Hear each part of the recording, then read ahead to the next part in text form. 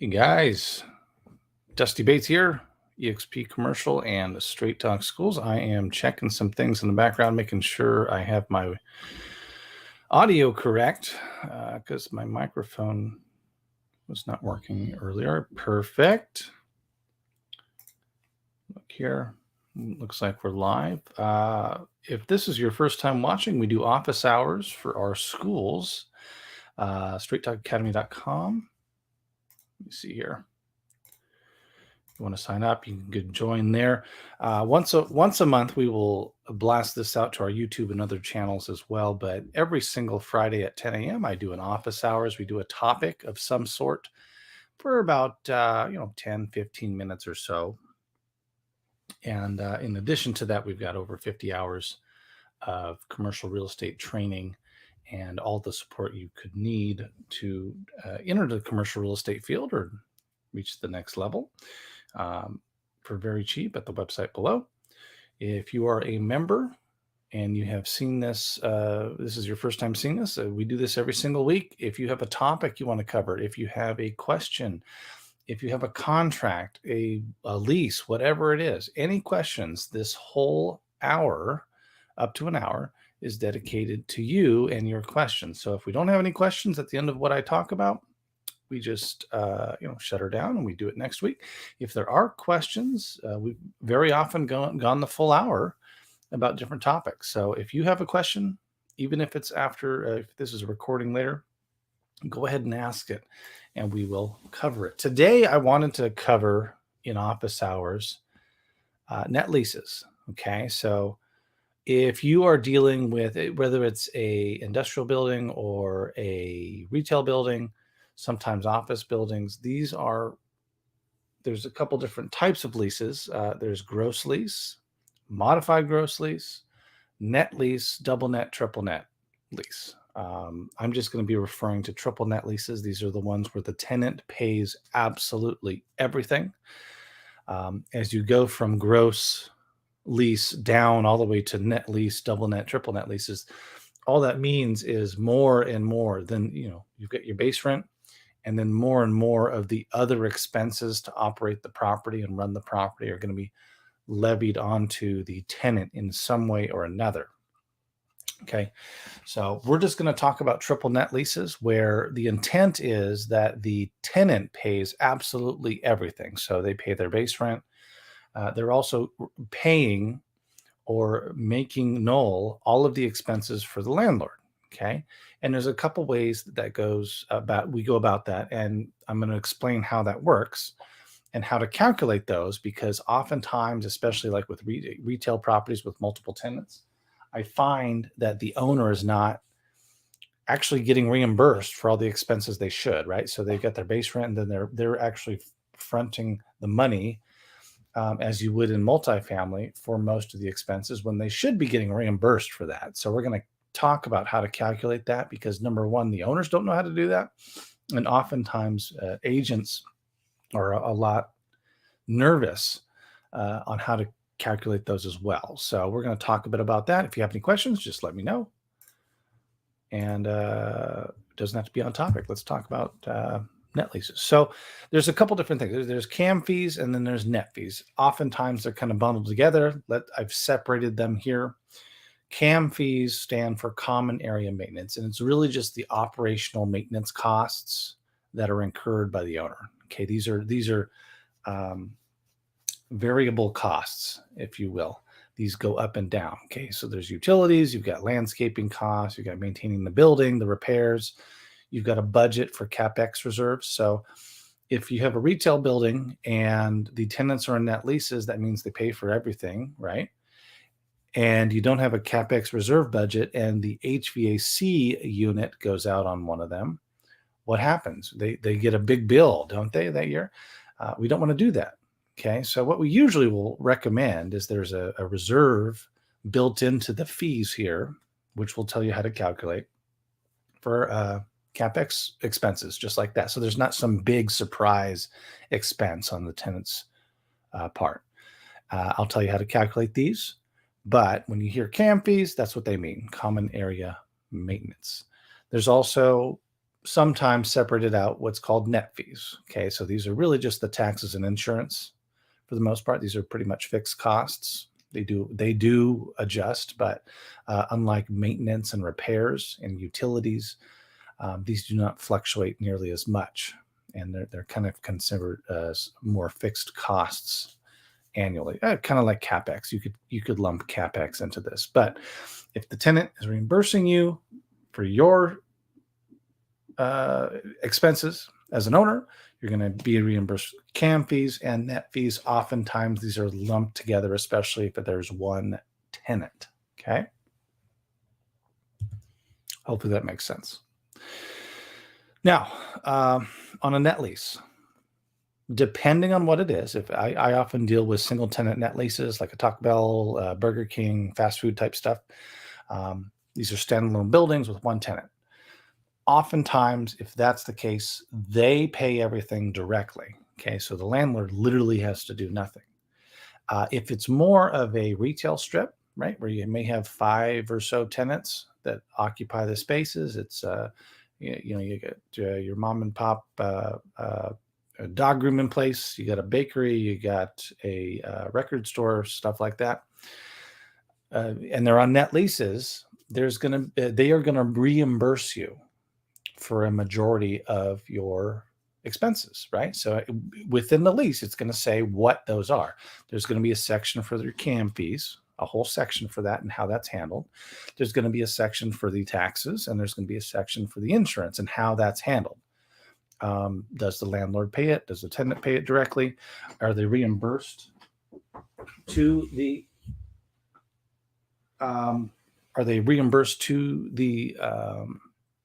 landlord?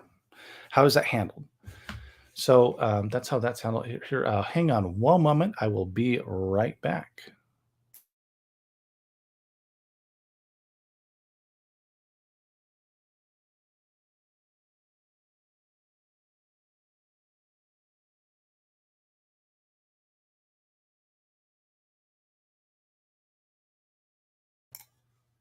Apologies for that.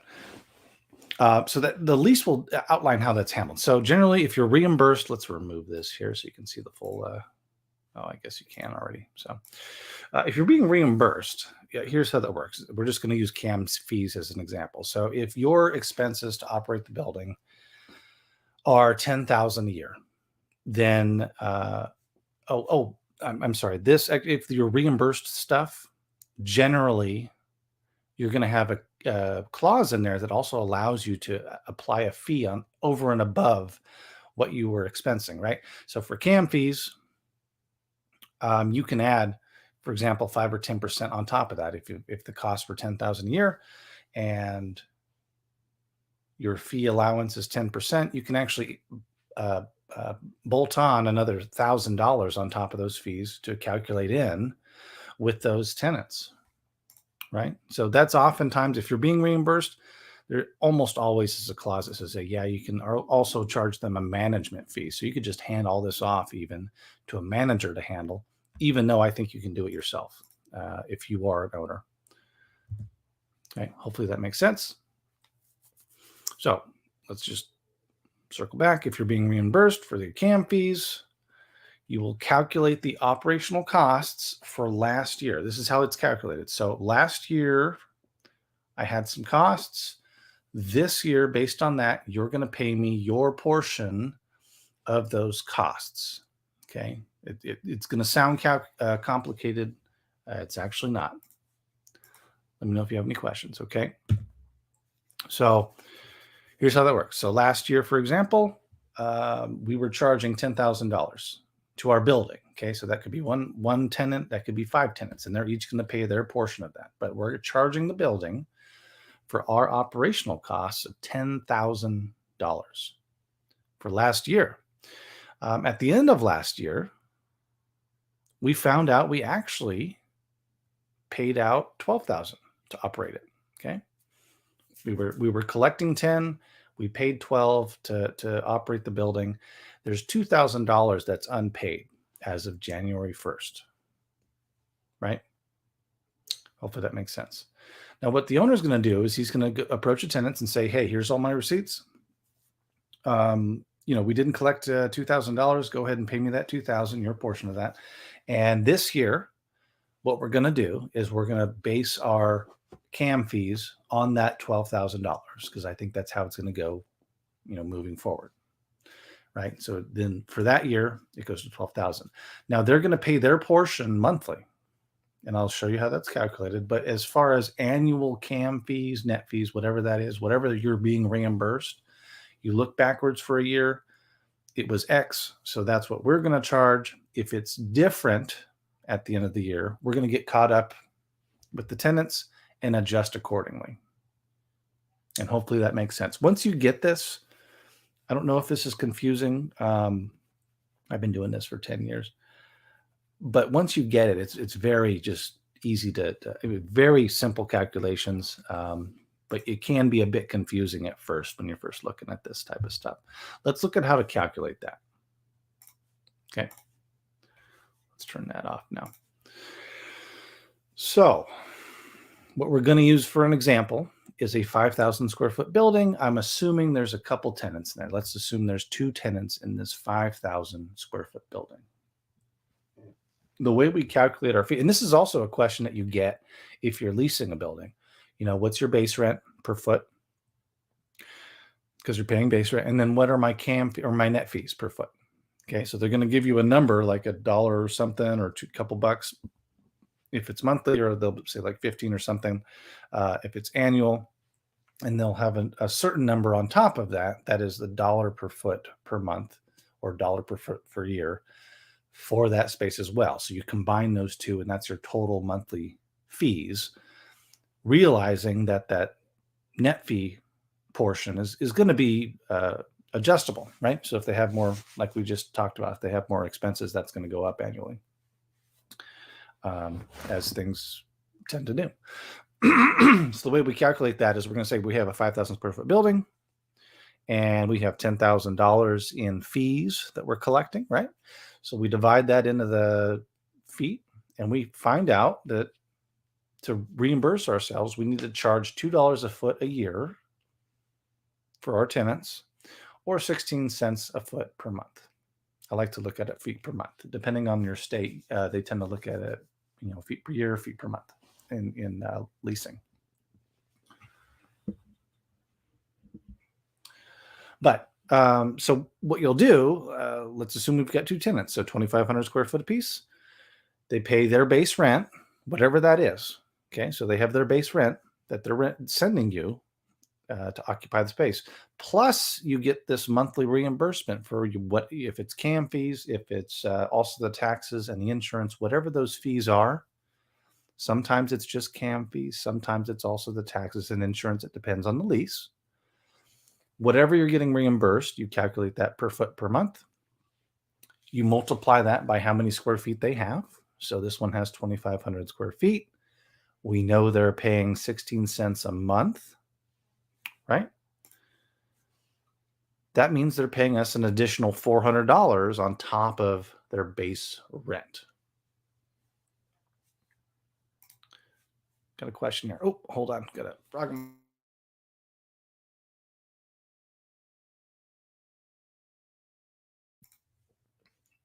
Okay, good question.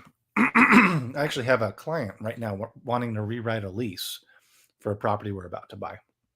You cannot. So what you can do, what you'll often find is the owner of a building, especially if it's a multi-tenant building, has some fees they should be collecting within the lease that they are not. Okay.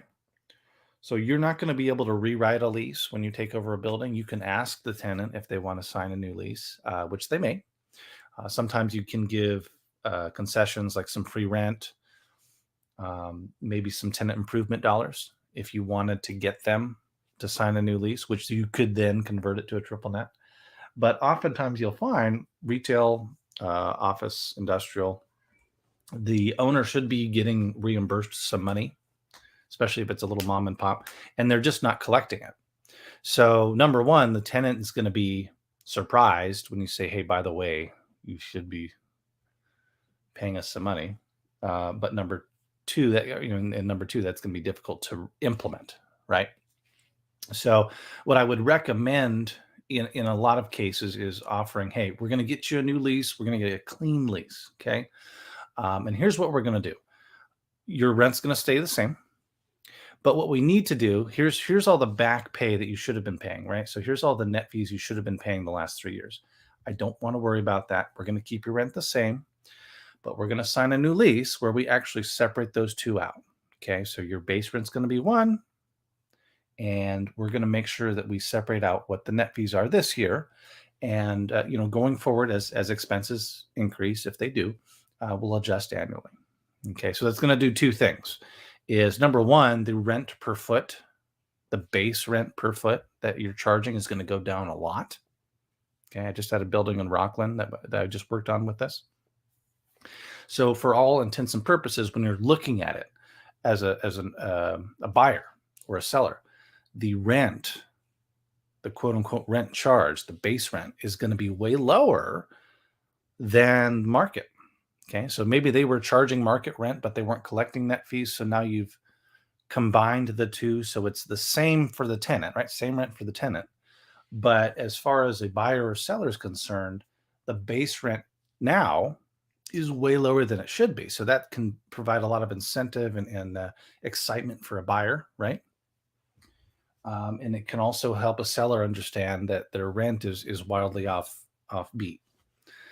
And then at the end of the term, you can start to look at raising them up to market rents. So on a retail strip, that tends to be like a 5-year term or so. 3 to 5 years tends to be pretty standard.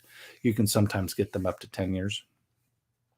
So as those come due and start cycling through, you can start to say, hey, here's the market.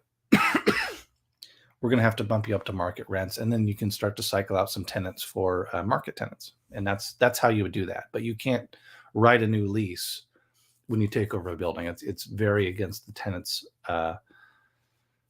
best interest, unless it is a sale leaseback. If it's a sale leaseback where the tenant owns the building too, and they want to sell the building and keep the business in there under a lease, then you can rewrite a lease all you want. I actually am working on the deal right now where we're actually going to demand that the tenant, he's offering it for about $3 million, but I don't think they can pay that much rent, right? And if we had to replace them, we'd replace them with the tenant at a far lower rent. So the equity would be destroyed. So we're demanding that the tenant, hey, if you want to go into a contract with us, we're going to accept the rate of return that you're offering, right? So they're offering a 5.5% rate of return in this case because they're a powerful operator. But we need you to lower your rent that you're going to sign and price, obviously, accordingly, so that you're in a healthy range, right? So we think you're paying too much rent. It's not sustainable. It's not market. Let's go back to market and let's lower the price accordingly. And then we have a deal, right? So that hopefully that helps. Good question. Okay. So what I'm saying here, you get your base rent, you have your net and CAM fees that go on top of that. That creates the total monthly payment. So if you're paying $2,000 a month for your space, here we've got $400 in fees for this, 2,500 square foot space. They're going to be paying $2,400 every month.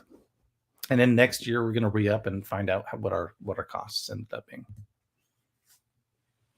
And again, we were saying CAM fees, but if they're paying the taxes and the insurance as well, and it's more than a one tenant building, you would do the exact same thing. Divide it into the square feet. How many square feet do you occupy? Okay, that's what you're paying me every year, every month, on top of your base rent. Most of the time, both of these will be looped in together. They'll be the same thing. I'll say net fees, but sometimes they're separated out depending on the lease. Oh, and that's the last slide I had. Any other questions? About 20 minutes. I got 10:19 my time. Perfect timing. Man, I'm good.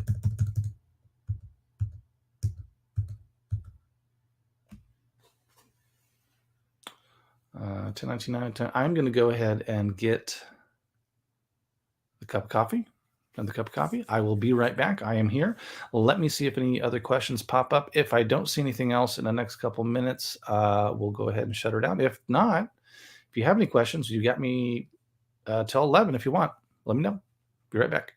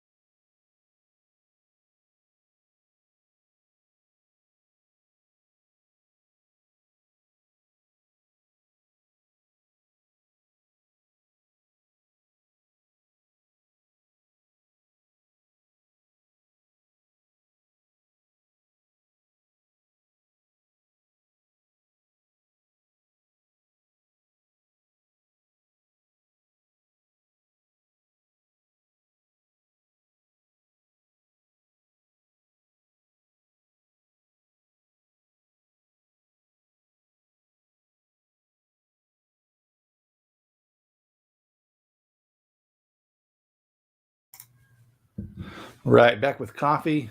I don't see any other questions. I'll give it a minute or two, and 10:25 we'll shut her down. We'll see you next week. If you are not a member of Straight Talk Academy, I suggest you join us. We do this every single week on Fridays at 10 a.m. Pacific, and we cover whatever topics you guys want. So we've got over 50 hours of training, and all of my tools and resources I use in my brokerage. So I've got a bunch of Excel calculators I use to get listings, stuff like that. If you'd like to join us, go to the website, sign up. It's a monthly membership. Stay a month or two or see how you like it, and then join us every week with whatever topic you'd like to cover. I'm going to go on mute for a sec because I got a frog in my throat.